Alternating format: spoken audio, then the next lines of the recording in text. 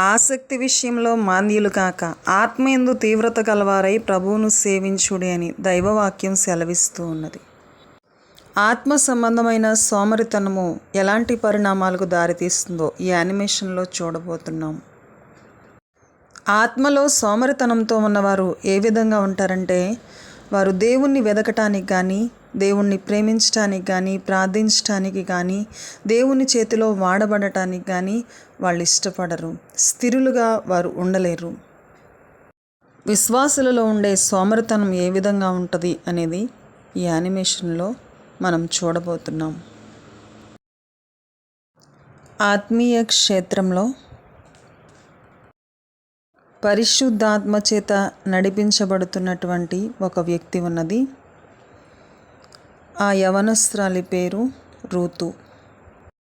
ఈ వాహనము పరిశుద్ధాత్మ చేత నడిపించబడుతున్న ఒక వ్యక్తికి గుర్తుగా ఉన్నది. దాని మీద ఉన్నటువంటి ఆ తెల్లని పావురపు గుర్తు పరిశుద్ధాత్మకు చిహ్నంగా ఉన్నది. నూతనంగా క్రీస్తును తన స్వంత రక్షకునిగా అంగీకరించినటువంటి యవనస్తురాలైనటువంటి రూతు అనేటువంటి ఆమె జీవితంలో జరిగిన సంఘటన మనం చూడబోతున్నాం.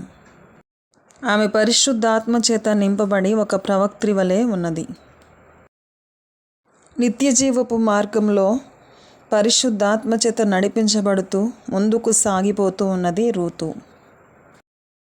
రూతు దేవునితో ఒక మంచి సహవాసం కలిగి పరిశుద్ధాత్మయందుని ఆనందిస్తూ ఉన్నటువంటి ఒక మంచి వ్యక్తి. దేవునితో ఆమెకి ఉన్నటువంటి సహవాసాన్ని, సంబంధాన్ని చెడగొట్టాలని దుష్టుడు ప్రయత్నించటం ప్రారంభించాడు. ఒక క్రైస్తవ సహోదరి ఆమె పయనాన్ని ఆపుతూ సహాయం కావాలని అర్థిస్తూ ఉన్నది. ఆమెకేమి సహాయం కావాలో నేను వెళ్ళి చూస్తాను అంటూ రూతు వెలుపలికి వచ్చింది. నేను ఏ విధంగా నీకు సహాయపడగలను అంటూ ఆమెను ప్రశ్నించింది రూతు. సహోదరి, నీ సహాయం నాకు తప్పక కావాలి, నీవు నాకు సహాయం చేయాలి అంటూ ఆమె రూతును బ్రతిమాలటం ప్రారంభించింది. ప్రార్థన ఎలా చేయాలో నాకు తెలియదు అంటూ ఆమె మాట్లాడటం ప్రారంభించింది. కానీ ఆమె ద్వారాగా దుష్టుడు తన జీవితంలో పనిచేయటం ప్రారంభించాడు అనే విషయాన్ని రూతు గ్రహించలేకపోయింది. పరిశుద్ధాత్మదేవుని అనుమతి లేకుండా రూతు తనకు తానుగా స్వంతగా నిర్ణయం చేసుకుని, నేను వచ్చి నీ విషయం తెలుసుకుని నీకు నేను సహాయం చేస్తాను అంటూ రూతు ఆమె యొద్దకు రాసాగింది. నేను ఒక క్రైస్తవురాల్ని, ఈ మధ్యకాలంలో నేను దెయ్యముల చేత బాధింపబడుతున్నాను అంటూ ఆమె చెప్పటం ప్రారంభించింది.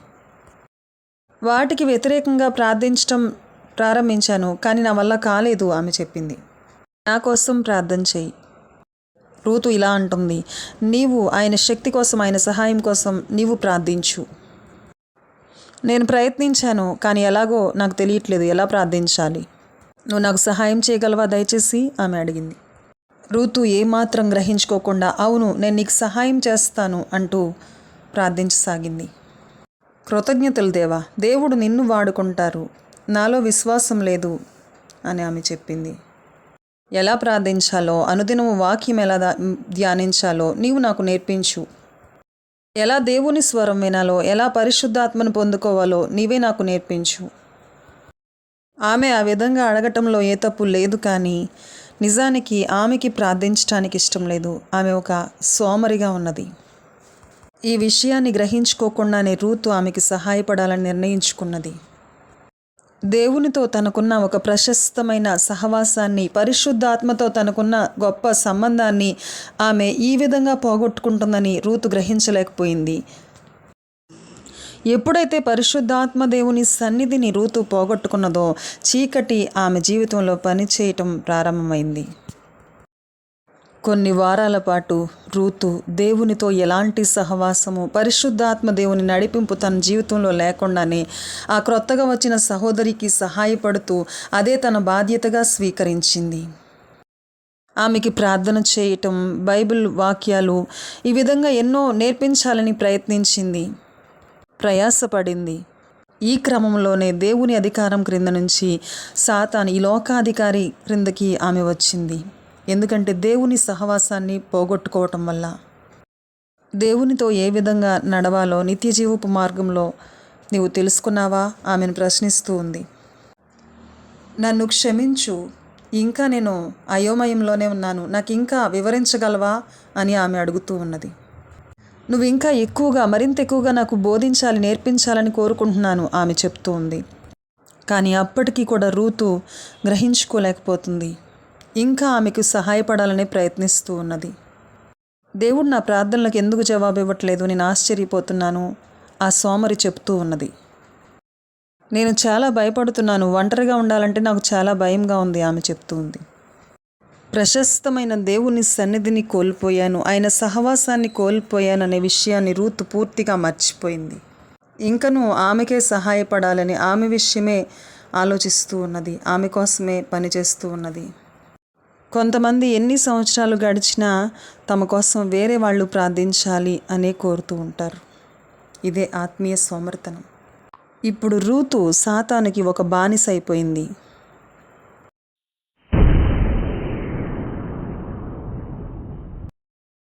అకస్మాత్తుగా జరిగిన ఈ సంఘటన ఏమిటనేది వాళ్ళకు మొదట అర్థం కాలేదు.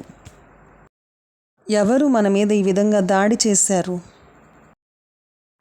ఆ సమయంలోనే దేవుని చేత అభిషేకింపబడిన ఒక దైవదాసుడు అక్కడికి రావటం రూతు గమనించింది.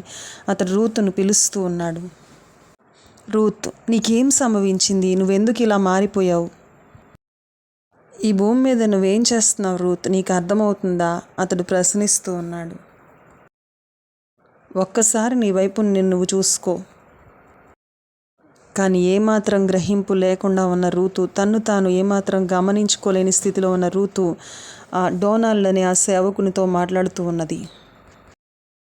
డోనాల్డ్ ప్రశ్నిస్తూ ఉన్నాడు, రూతు, నువ్వు బాగానే ఉన్నావా? ఎందుకు ఆమెను నీ భుజాల మీద నువ్వు మోస్తున్నావు చెప్పు.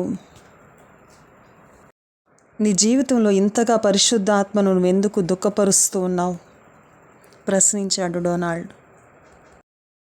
నిజంగా దేవుడే ఆమెకు సహాయపడమని నీతో చెప్పారా రూత్? డొనాల్డ్ ప్రశ్నించాడు. అయ్యా, రూతే నాకు సహాయపడటానికి ఇష్టపడింది, ఆమె నాకు సహాయం చేస్తుంది అని ఆ సోమరి చెప్తూ ఉన్నది.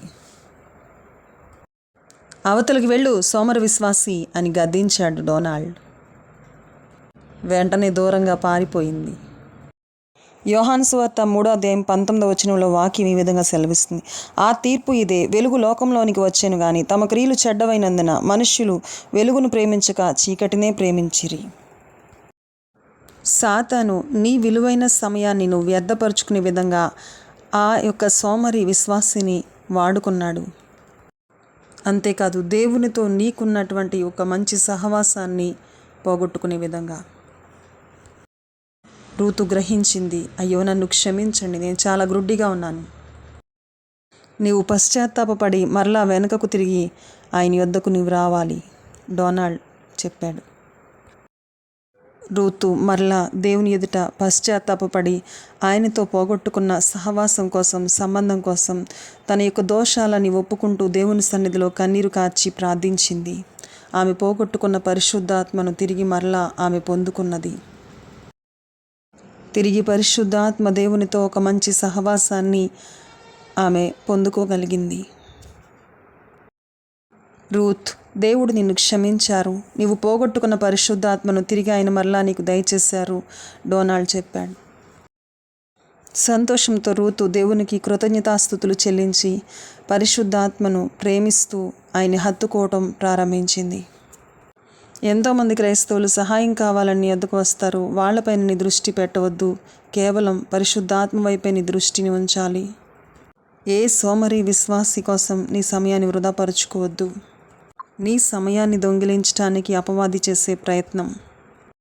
అంతేకాదు పరిశుద్ధాత్మ దేవునితో నీకున్న అమూల్యమైన సంబంధాన్ని దొంగిలించడానికి వాడు ప్రయత్నిస్తూ ఉంటాడు.